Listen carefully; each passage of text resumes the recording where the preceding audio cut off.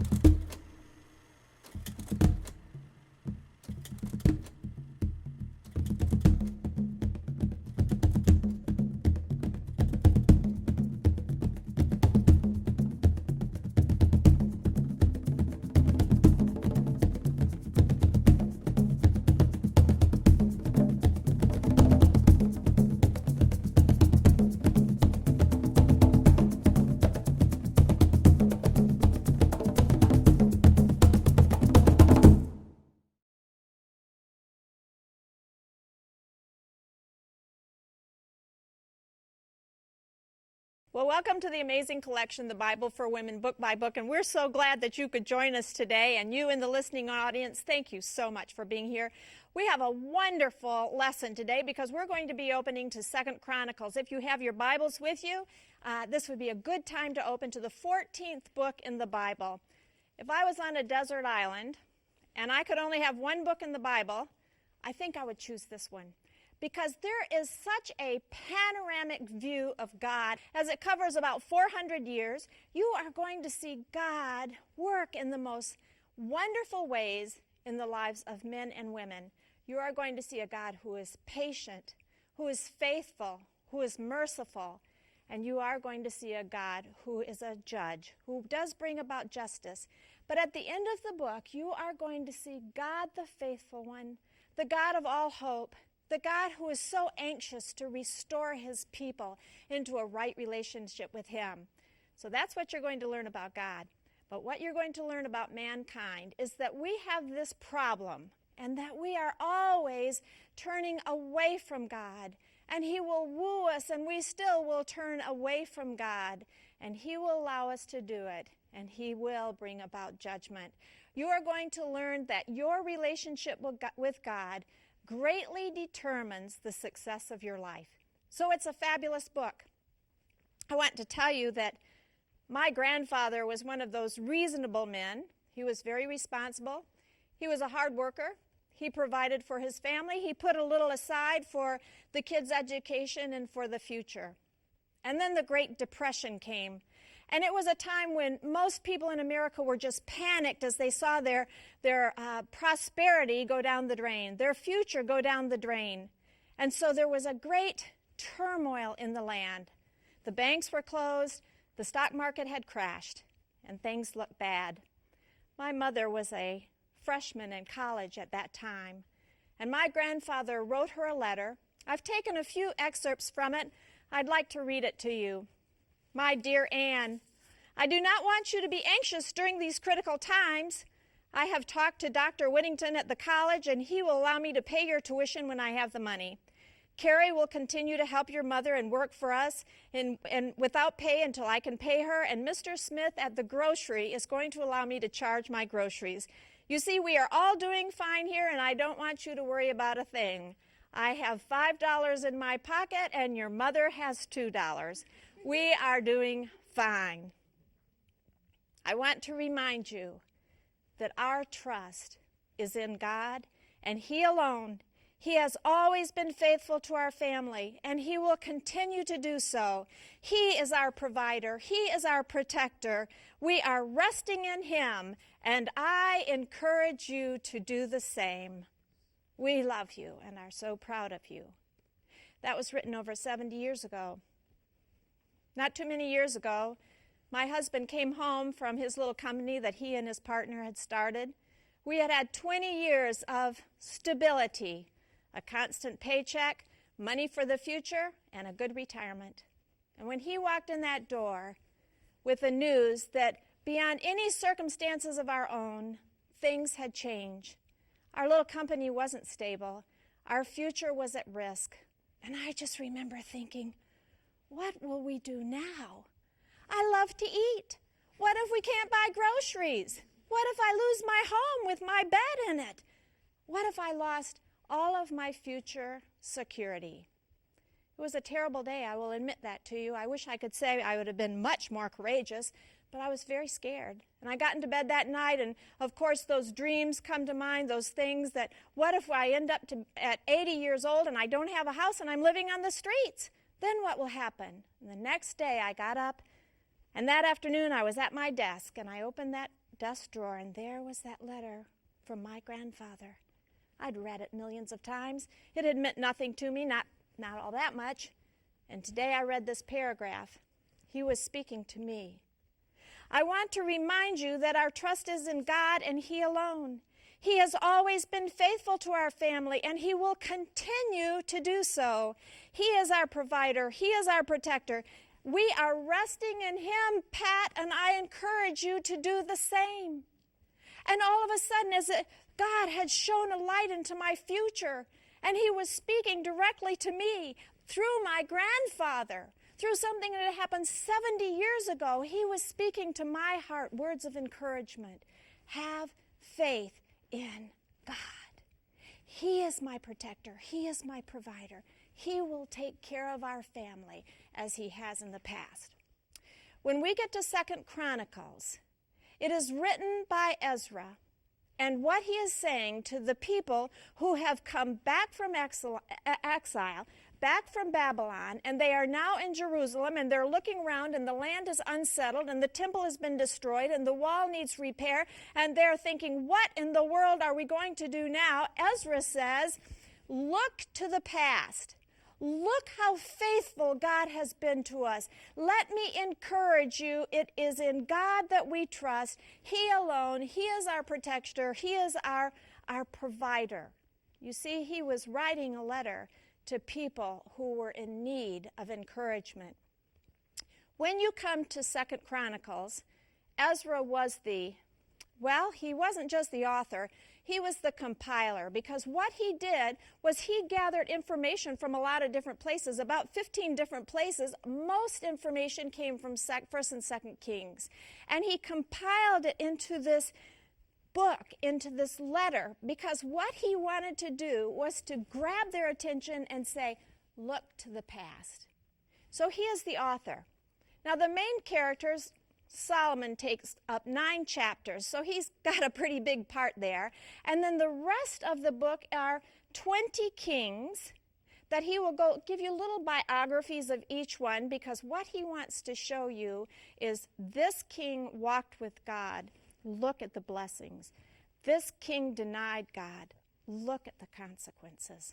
So it is a letter of encouragement. Solomon is the main man, and then 20 other kings. And then we get to the when. He's really covering history, so it's a history book. He covers about 400 years, but the book was actually written in about 450. The first nine chapters take place in Israel, and if you remember your history, Israel was 12 tribes working as one. Then that covers the first 9 chapters, so it's all of Israel. On the 10th chapter, the nation is divided, and then we only have 2 tribes that we're dealing with, and that's the southern kingdom, and that is Judah and Benjamin. The why of the book is Pretty clear. He's trying to explain to you that the success of your life is all determined by who the center of your worship is. That's what he's doing. Where is Christ in this book? In the book of Revelation, chapter 21, the Apostle John says this. He's in heaven, and he's looking around the New Jerusalem, and he says, there is no temple here. There is no temple in heaven because God, the Almighty One, and the Lamb, who is Jesus Christ, they are the temple. So Jesus Christ is the temple in the New Jerusalem. Now, if you will look in your workbooks, we will go to the first part, the first section, the nation of Israel in its glory, because what Ezra is doing is wanting to paint a picture of what the people of Israel had. The nation of Israel in its glory, a look to the past, and this will cover the first 9 chapters. Solomon ruled in wisdom. His story is very unique. He becomes king, and it seems to me that he's having a little trouble with confidence because he doesn't know how in the world he's going to rule all of these people. And God comes to him and gives him a request. He says, what would you like me to do for you? Have you ever thought of how you'd answer that question? I marvel at what Solomon said because I think that if I were him, I would say, I'd like a lot of power, I'd like a lot of riches. And he says, Lord, I need wisdom. How am I going to rule these people that you have given me if I don't have wisdom? Well, God is so delighted with his answer. He says, Solomon, I will give you wisdom. I will give you power. I will give you prestige. I will give you peace. All the things that you have not asked for, that is what I'm going to give you. Solomon was king for 4 years, and then he started building the temple. If you remember, David had collected all of the materials that were needed for the temple, but he was not allowed to build it. That privilege went to Solomon, and so Solomon starts building the temple. The temple was built, and it symbolized God's presence among the people. Let me tell you something about this temple that you may not know. It took 7 years to build it. Now, that's quite a long time, but it's really a long time when you think that there were 150,000 men working on this day and night. No stones were cut at the place where the temple would stand because it was holy ground. So there was no noise there. They cut all of the stones, did all of the work off-site. Now keep this in mind, there were no bulldozers then. This was all done by hand, and they did it off-site because the place was holy, and they would bring it in and put the temple together on the site that it was built. It was built on Mount Moriah. Now remember, do you remember that Abraham sacrificed Isaac in the book of Genesis at that very site? And then David, at the end of 2 Samuel, built an altar to God on that very site, and that is where the temple was built. This was a magnificent structure. Actually, there was no structure like it in any of the lands anywhere around. It was made out of cedar, silver, bronze, and gold. Lots of gold. They would carve beautiful, intricate designs, and everything was overlaid in gold. It was a magnificent structure. But it did not have one thing in it, and that was it never had an idol. All of the nations around had idols in their temples, and there was to be no idols in the temple of God because it was God they were worshiping. There was not to be 2 temples in Israel. There was one temple, but you say, they had to come so far. But God wanted them to know that there was one God in Israel, one holy place in Israel. And so the people would come to Jerusalem 3 times a year or more if they wished to, but that was the center of worship. That was where God gathered his people together in celebrations. Now, you might be thinking of this magnificent temple as a huge building. Think more like an exquisite chapel. It was 30 feet wide, 90 feet long, and 45 feet high. That's not a large structure. There were only 2 rooms in it. But remember, this was not a gathering place for all the people. They did not gather inside of the temple. They would gather in the courtyard outside. The only ones who were allowed in the temple in the first room were the priests, and they would go in there daily in the first room. In the second room, the priest would only go once a year because that's where the Ark of the Covenant was. That was the most holy place. So the interior of the temple was not a place where they would spend a lot of time. So he built the temple. The people lived in peace and prosperity like Israel had never seen before during the time of Solomon. They enjoyed prestige beyond any other nation. People would come from miles around to Israel to see what God had done. They were so impressed with what their God had done that it served as an incredible example to all of the other nations around. Israel enjoyed peace and prosperity all of the years of Solomon's life. But then things changed. If you remember right, Solomon died, and his son Rehoboam became king. And Rehoboam did not have the wisdom as his fathers, and all of Israel came to him, 12 tribes, and said, "You must take some of the burden from us. We are overtaxed. We are burdened with forced labor. We are carrying too much. Give us some relief." And Rehoboam, in his arrogance, came back and said, "If you think my father was tough, wait till you deal with me."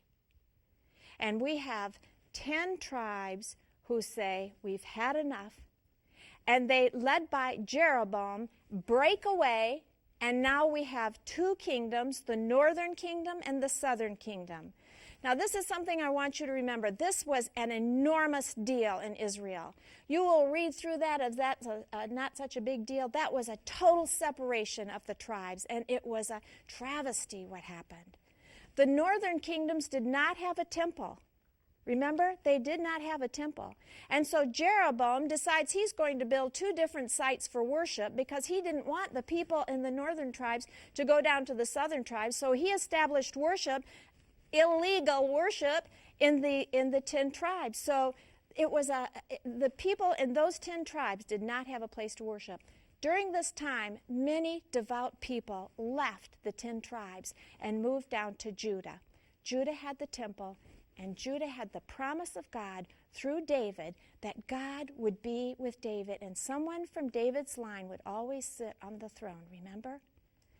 From now on, in the book of 2 Chronicles, you're not going to hear much about Israel because it's not important. You see, Ezra is more important with the spiritual life of the people than the political life, so he totally ignores Israel because they don't count. They don't have the promises of God, and they don't have the temple. And from now on, you are going to see that everything deals with Judah, and it's going to be the temple that is going to be the centerpiece. You have people and kings running around it, but everything depends on how they are going to deal with that temple.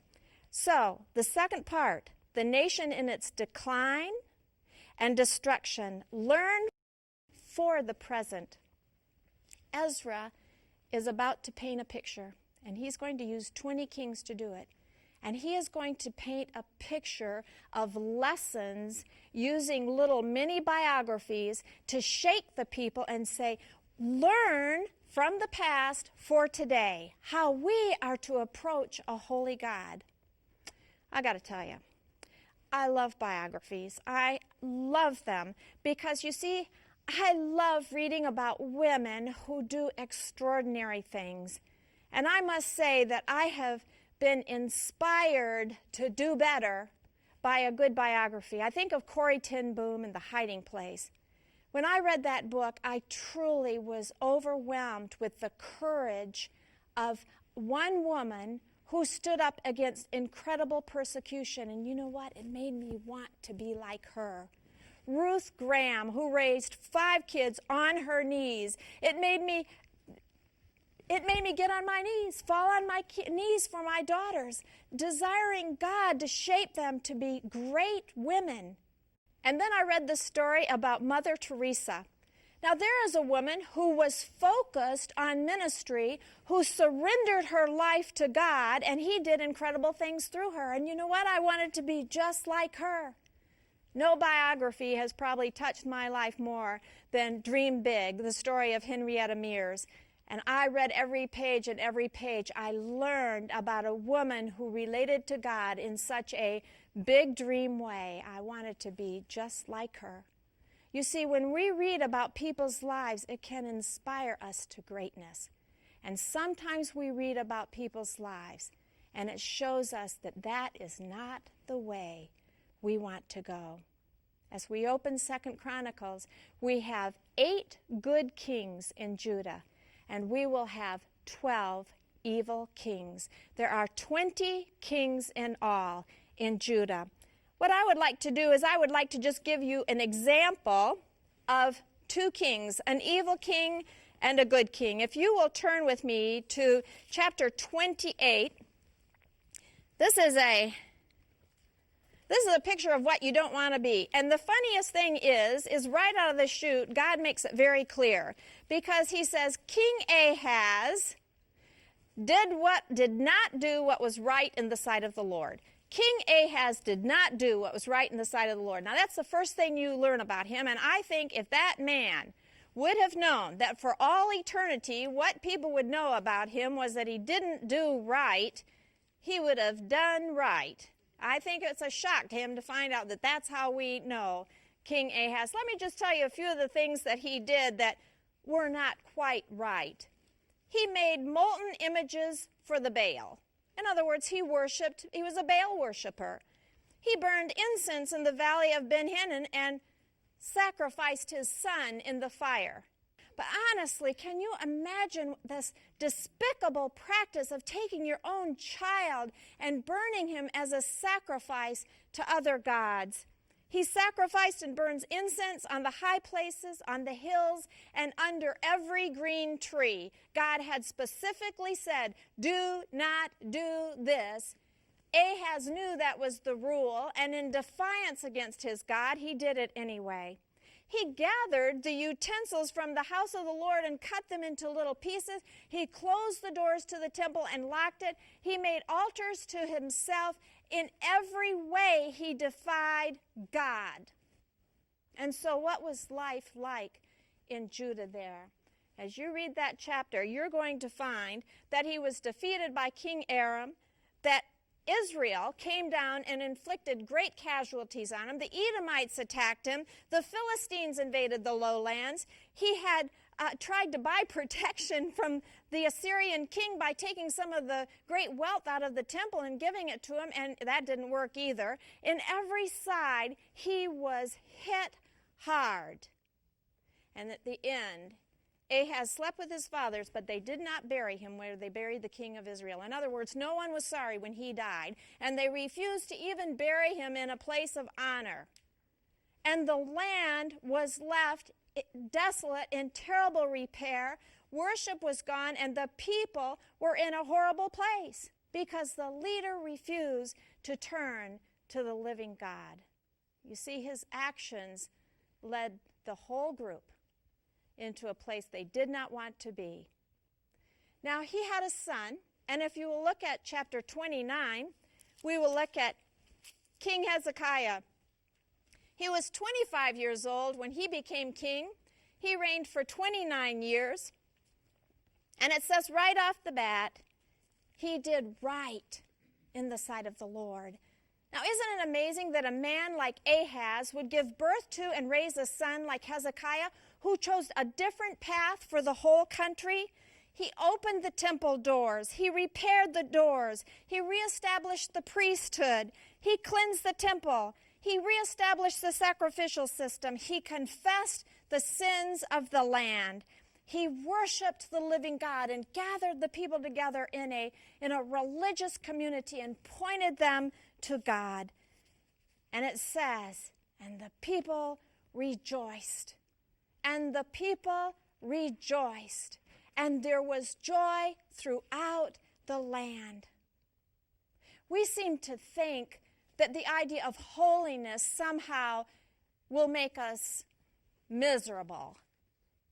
And yet the Bible makes it clear that holiness is the secret to great joy. Over and over, as you read about Hezekiah, you will find that the people knew great joy because living rightly with God is the secret to a successful life. The people observed Passover, and the hand of God was on Judah as they consecrated themselves to God. And they were encouraged. And when the armies came to attack, God himself killed the enemy, and the land lived in peace. 2 men's lives, 2 biographies, 2 entirely different outcomes on their lives. Because you see, God encourages us to live rightly with him for a good reason. He wants us to have the best because of his love for us. And we have a choice, and it is so clear in this book. There were at least 5 different revivals that would take place in this book. Josiah, Asa, Jehoshaphat, Hezekiah, and Joash. During their lives, you're going to see as you read this book that it will give a lot of time to these particular kings because they will take the nation and bring them up and turn their eyes to God, and the land will prosper. It would be wonderful if that book could end at a time of revival when their hearts are full of joy for God. But we find in this book that man will turn from God, that man will not learn from the past as Ezra so wants his people to do. So because Judah turned from God repeatedly, God disciplined them, sending them into exile into Babylon. In 586, the temple and Jerusalem were totally destroyed. And that was the end of Judah, sent off to exile. Not all of the people were sent off, of course. Many of them died. It was a very long trip. It was very hard. And so all of the people in Judah did not make it. Many, many were killed. It was a horrible time for the land. And there we have people living in Babylon in hopelessness. Where is the hope? We've lost our land. We've lost our temple. We've lost our God. And yet, God does not work that way. Have you ever had a time in your life when you felt like that? That there was absolutely no hope whatsoever for life from now on? That you had lost the things that were dearest to you?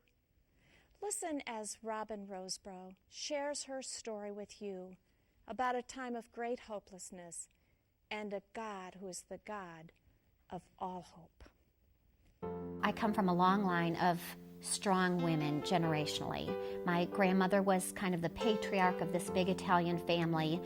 My mother was the oldest daughter of 4 daughters. Pretty much grew up the same way, strong and independent, following all the line of those strong women. I met my husband and we married, and a year later he said, we're moving to Arkansas.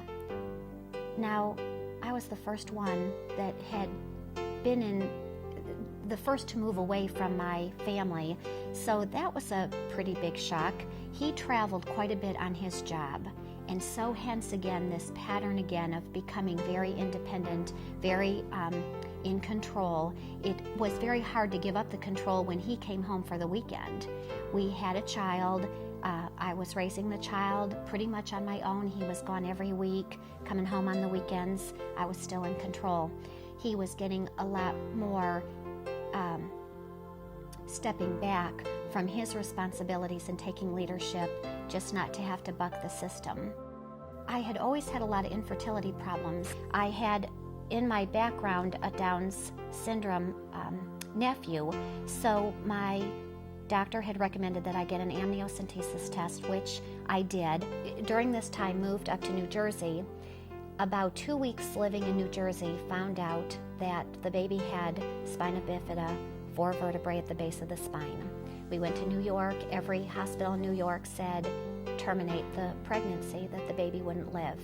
And that was my next real defining moment in my life, that I really started to look at things and think, I know there's a God. I'm not understanding this. There was a lot of pain there. That loss of that child caused even more separation between my husband and I. I had been invited early on to a Bible study from a neighbor, a precept Bible study. And what's funny is my motivation had nothing to do with going to the Bible study. My motivation to go was to get to meet other people. I was new, I was a sanguine, looking for people to know. I was coming out of a lot of that pain and just wanted others to get to know. So I started going to this, and coincidentally, which I don't believe there's such thing as coincidence, the Bible study was on marriage without regrets. This had to be the most difficult period in our married life during this time, and here I am at this Bible study on marriage. I remembered my hardened heart thinking, I just have never heard anything like this before. I believed in God, but I didn't ever have a relationship with Him. I didn't have a relationship with Jesus. I had prayed, but I didn't really understand any of that. As the things got more and more difficult, what was happening, the more in control I was, the more chaotic my life was getting. And eventually, in order to get my attention, the Lord began to take things away. First, it was the relationship. My husband ended up leaving for a while. Financially, I didn't know what money I was going to have financially. I had already lost a baby. Was one thing after another. All the things that I felt very much I was in control of, I saw slipping away one by one, until finally one day I realized that I surrender, that I needed to give my life to Jesus Christ and let Him run my life, because what I was doing with it was pure chaos, and I had no peace. I had no place to go in these times of trouble. So I gave my life to Christ, just complete surrender. And I can remember to this day that peace. No longer was I strangling to try to keep hold of the relationship. No longer was I worried about finances, where I would live, what was going to happen to me, what was going to happen to our daughter. I just completely rested in the Lord. And little by little, He began to reconstruct my life. Really, by His great grace, rebuilt the marriage. We lived there not very much longer, and another move came. So it was almost as if He gave me a complete new beginning, another chance, another beginning. So we moved to Connecticut, lived there for a couple more years while we really worked on getting everything back together. And I have to say, the surrender was not a one-time deal and I gave it up completely. That the surrender, as I looked back over the faithfulness of God throughout my past, it makes it easier to surrender my life as I walk in the future. It helps me to be able to not realize that when I'm in control, there's chaos. When He's in control, I have peace. Hopelessness turned to hope. You see, God is in the business of doing that. And He didn't stop thousands of years ago. He's doing that today in the lives of women everywhere. So our people are in Babylon. Life is miserable. And yet this book does not leave us in misery. Over and over again in this amazing collection, I have made this comment, and I hope you're getting it now, that when God says something, He will bring it about. If He says He is going to do something, count on it. It will happen. I want you to just think this one through for me now. We have been doing the historical books. Next year, we're going to be doing the prophetical books. But the prophetical books fit in to the historical books. And I need to show you just some little thing from one of the prophetical books. If you will turn with me in your Bibles to Jeremiah 29:10. Jeremiah 29:10. This was written while the people were still in Jerusalem, suffering greatly because of the conquerors that were making their lives so miserable and about ready to be exiled. And Jeremiah, who was a prophet at that time, spoke these words, "For thus says the Lord, when 70 years have been completed in Babylon, I will visit you and fulfill my good word to you to bring you back to this place." God said it would take place. And if you look at the end now of 2 Chronicles, at the last chapter, on verse 22, you're going to see how he made this happen. When the exiles went to Babylon, they were under the hand of the Babylonians. In those 70 years, Persia came and conquered Babylon. So now we have a new king. He is Cyrus, the king in Persia. And look now what happens. It comes from a most unusual place. In verse 22 it says, "And now in the first year of Cyrus, king of Persia, in order to fulfill the word of the Lord by the mouth of Jeremiah, as it was promised 70 years before, the Lord stirred up the spirit of Cyrus, king of Persia, so that he sent a proclamation throughout his kingdom and put it in writing. The Lord, the God of heaven, has given me all the kingdoms of the earth, and he has appointed me to build him a house in Jerusalem, which is in Judah. Whoever there is among you of all of his people, may the Lord his God be with him and let him go up." You see, he is throwing open the doors to the exiles and saying, "Go home, go home, go back to Jerusalem and build the temple, and I will help you."